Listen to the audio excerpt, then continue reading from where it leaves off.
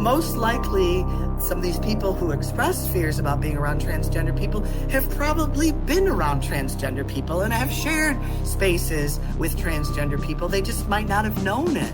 It was somebody from Washington, D.C. who had never spoken to me.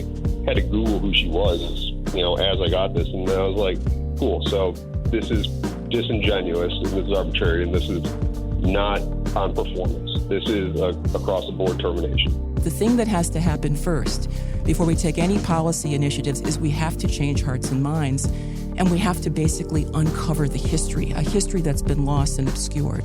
Just the idea that Jim Crow was regional is basically what most people think, and it wasn't.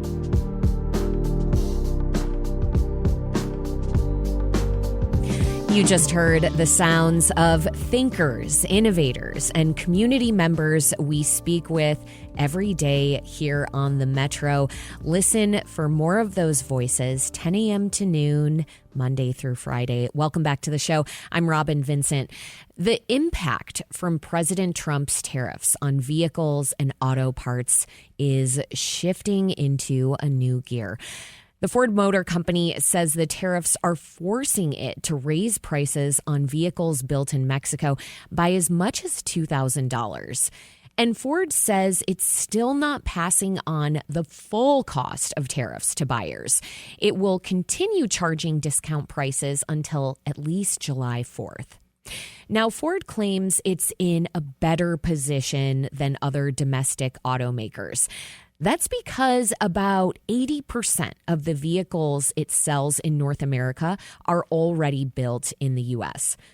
And the United Auto Workers, for one, argues Detroit's other car companies need to do the same. Twice last week, the UAW held rallies designed to pressure Stellantis into building more products at its U.S. factories, especially here in Michigan. WDET's Quinn Klinefelter visited one of the rallies at a union hall in Warren, and he joins us now. Hi, Quinn. Hello. So tell me first, why is the UAW focusing squarely right now on Stellantis? Well, in a word, layoffs. Last month, both Stellantis and General Motors announced temporary layoffs at plants in Metro Detroit. But GM was laying off about 200 workers. Stellantis was pausing production at a truck plant in Warren and forcing more than 1,000 workers to stay home. Stellantis is also stopping production at some of its Mexican and Canadian factories, which affects workers in Windsor. The automaker had already laid off more than 1,000 people at an assembly complex in Toledo. And back around last October, they told workers in Warren that as many as 2,500 could be on indefinite leave. The UAW contends that those moves have left Stellantis factories in Michigan with a lot of empty space and a big chance to help Trump make good on his vow to increase manufacturing in the U.S. So the head of the UAW local overseeing Stellantis' Warren stamping plant, Romaine McKinney III, told me that the recent rallies are meant to send a message to the automaker. To make sure the company understands that there's capacity and desire to work here in the States, here locally in Warren, Michigan. All the facilities here have capacity because of the layoffs. Quinn, what was the mood among the union's rank and file members at the rally? Are they demanding Stellantis put more products and more jobs back in these plants, or are they in a way, let's say, pleading for the company to do that? Well, both, really. As we just heard the union local president say, that they claim that the company should use the factory space that's already available to build new vehicles. But there were many workers there who say Stellantis' moves have upended their entire lives. Some told me that they were in effect raised by Chrysler, which is Stellantis now, that generations of their family had worked for the car company. Now, many of those workers are on indefinite layoffs and uncertain if the automaker ever plans on calling them back. It's a very personal matter for UAW members like Diamond Dillard. She told me that Stellantis cut her job last fall, and it's left her questioning her bank account and, in many ways, her sanity. It affected me mentally and financially because I've been employed with Warren Stamping for 12 years, and I'm currently indefinitely laid off. They have room to bring us back. So has Stellantis had any reaction to these rallies, Quinn, or if they might put some of these union people back to work once the situation with tariffs sorts itself out, if it ever does? Yeah, the company has had no comment on the rallies. It has blamed some of the financial struggles it's having on the auto tariffs, which Stellantis officials say justifies some of the layoffs. The automaker plans to shift some of its production to other plants and reshape its overall parts supply chain, specifically so it can avoid paying U.S. tariffs. But Stellantis had trimmed jobs even before President Trump created uncertainty in the car market with the levies on foreign-made vehicles and parts.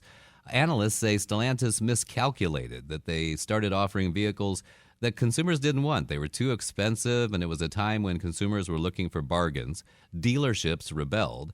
They criticized Stellantis, former CEO Carlos Tavares, for taking an almost $40 million salary, while the automaker's profits last year dropped by about half from the year before. Tavares abruptly retired from the company before the start of this year, and Stellantis is still searching for his full-time replacement. Okay, Quinn, last year, the UAW filed unfair labor practice charges against Stellantis, and it threatened a nationwide strike against the company. And that was over job cuts and the company's failure to reopen a plant in Illinois. Does it seem that the union just kind of has it out for Stellantis? Is it targeting Stellantis? Well, not exactly. We couldn't seem that way, but, the UAW launched a first-ever series of so-called targeted strikes against all of Detroit's big three automakers when it was negotiating for a new national contract a couple of years ago. But union officials have also said that they think Stellantis bears a special responsibility to the U.S. public.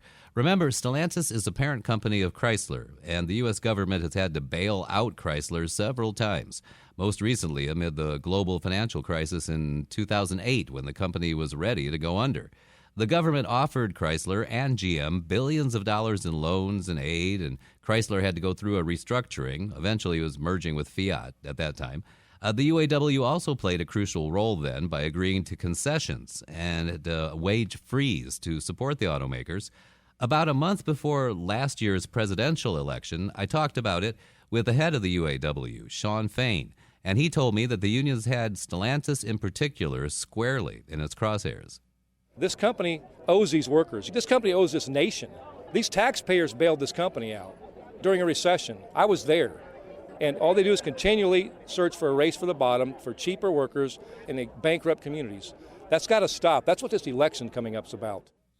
So, Quinn, at the time, Fain was a big critic of President Donald Trump, wasn't he? I mean, Fain campaigned for Kamala Harris, and he even gave a speech at the Democratic National Convention. Yeah, he did, and it was a direct reaction to Trump repeatedly blasting the current state of the auto industry at every campaign stop and claiming the Biden administration wanted people to be forced to use electric vehicles. When I talked with Fain before the election, he did not have anything good to say about Trump or how unions or the auto industry fared during his first term. Plant after plant closed. We lost several plants in the big three. Donald Trump as president did and said nothing. But now he wants to talk about how EV is going to kill us. They've been doing a fine job of that without going to EVs. So Donald Trump don't know a damn thing about auto workers. But now Fain is supporting President Trump's auto tariffs, saying he's all for using them to get more manufacturing back in the U.S. I mean, that does make sense for the UAW, since more U.S. auto jobs could possibly mean more union members here.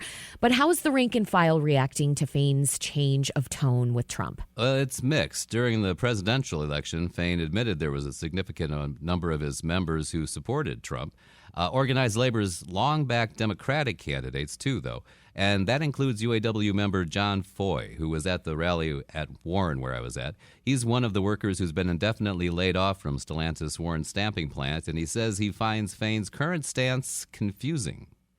When Biden and Camilla was in there, you was 100% in their corner. Oh, yeah, the EV. Now they lost. Now you're on Trump's side. Oh, yeah, Trump. Come on, man.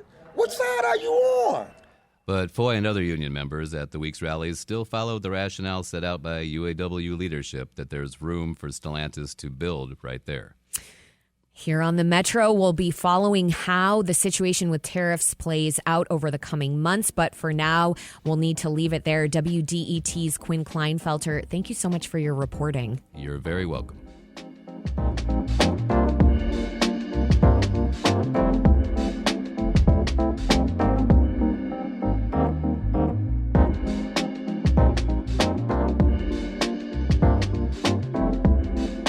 From the WDET newsroom, all Michigan children under 6 are now eligible for free universal blood lead testing.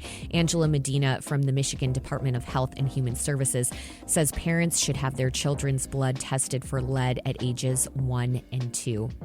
Governor Gretchen Whitmer is praising President Donald Trump for promising to help keep an invasive carp species from causing damage in the Great Lakes. That's because Trump has signed a memo that encourages Illinois to complete a barrier to the carp entering Lake Michigan. Former State House Speaker Joe Tate joins a growing list of Democrats running for the U.S. Senate. The Detroit lawmaker announced his candidacy Sunday. He faces a crowded primary election if he qualifies for the ballot. MDOT has closed westbound I-696 between Coolidge and Losser so crews can tear down the Church Street Bridge over the freeway. The project should be finished by early next week. Coming up, the Detroit Police Commission is tasked with holding the Detroit Police Department accountable. We'll hear about how they've been doing. That is just about in 7 minutes. This is WDET-FM, Detroit Public Radio, your connection to news, music, and conversation. And this is the Metro. Stay with us.